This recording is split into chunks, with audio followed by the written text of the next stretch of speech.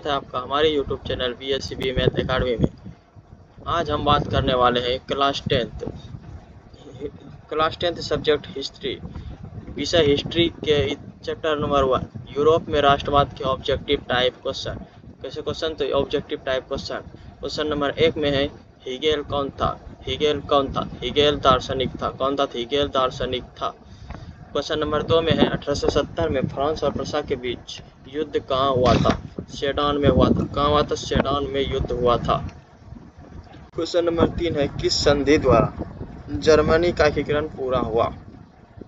Question number 3 में है किस संधि द्वारा जर्मनी का एकीकरण पूरा हुआ? तो फ्रैंकफर्ट की संधि के द्वारा जर्मनी का एकीकरण पूरा हुआ। फ्रैंकफर्ट की संधि के द्वारा जर्मनी का एकीकरण पूरा हुआ। क्वेश्चन नंबर 4 में है जर्मन राइन राज्य का निर्माण किसने किया था? यहाँ राइन होगा। जर्मन राइन राज्य का निर्माण किसने किया था? तो जर्मन राइन राज्य का निर्माण नेपोलियन बोनापार्ट ने किया था। किसने किया था? तो नेपोलियन बोनापार्ट ने किया था। क्वेश्चन नंबर 5 में है रक्त एवं लौह की नीति का अवलंबन किसने किया था? रक्त एवं लौह की नीति का अवलंबन किसने किया था? रक्त एवं लौह की नीति का अवलंबन बिस्मार्क ने किया था। किसने किया था? बिस्मार्क ने किया था। क्वेश्चन नंबर 6 में फ्रैंकफर्ट की संधि कब हुई? फ्रैंकफर्ट की संधि कब हुई? 1871 में हुई।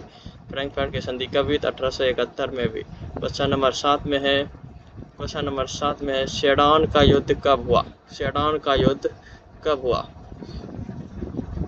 सेडान का युद्ध 1870 में हुआ। कब हुआ था? 1870 में सेडान का युद्ध हुआ।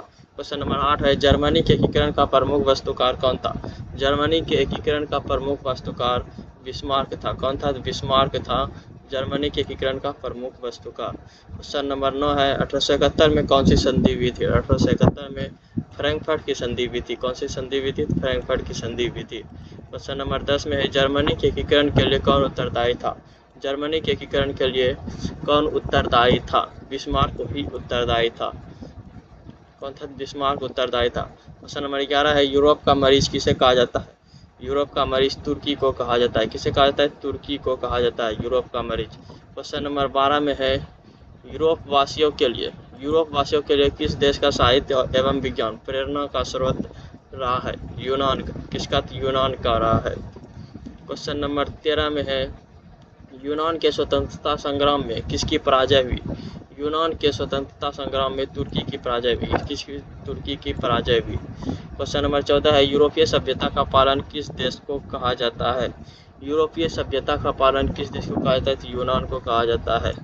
यूनान को कहा जाता है। क्वेश्चन नंबर 15 में है हंगरी की भाषा क्या थी? हंगरी की भाषा थी मैग्यार। क्या थी? मैग्यार थी। हंगरी की भाषा मैग्यार थी। क्वेश्चन नंबर 16 में है यूरोपीय राष्ट्रवाद से प्रभावित होकर किस भारतीय शासक ने जैकोबिन क्लब की स्थापना की? टीपू सुल्तान ने। किसने की? टीपू सुल्तान ने की थी। क्वेश्चन नंबर 17 में है 19वीं शताब्दी में यूरोप में राष्ट्रवाद के विकास का क्या परिणाम हुआ? राष्ट्रीय राज्यों की स्थापना। क्या हुई? तो राष्ट्रीय राज्यों की स्थापना। क्वेश्चन नंबर 18 में 1829 की एड्रियानोपुल की संधि किस देश के साथ हुई? एड्रियानोपुल की संधि रूस के साथ हुई थी। किसके साथ हुई थी? तो रूस के साथ हुई थी। क्वेश्चन नंबर 19 में है नेपोलियन संहिता किस वर्ष लागू हुआ? नेपोलियन संहिता किस वर्ष लागू हुआ? 1804 में लागू हुआ। क्वेश्चन नंबर 20 में है जर्मेनियम क्या थी? जर्मेनियम क्या थी? तो जर्मन राष्ट्र का प्रतीक थे।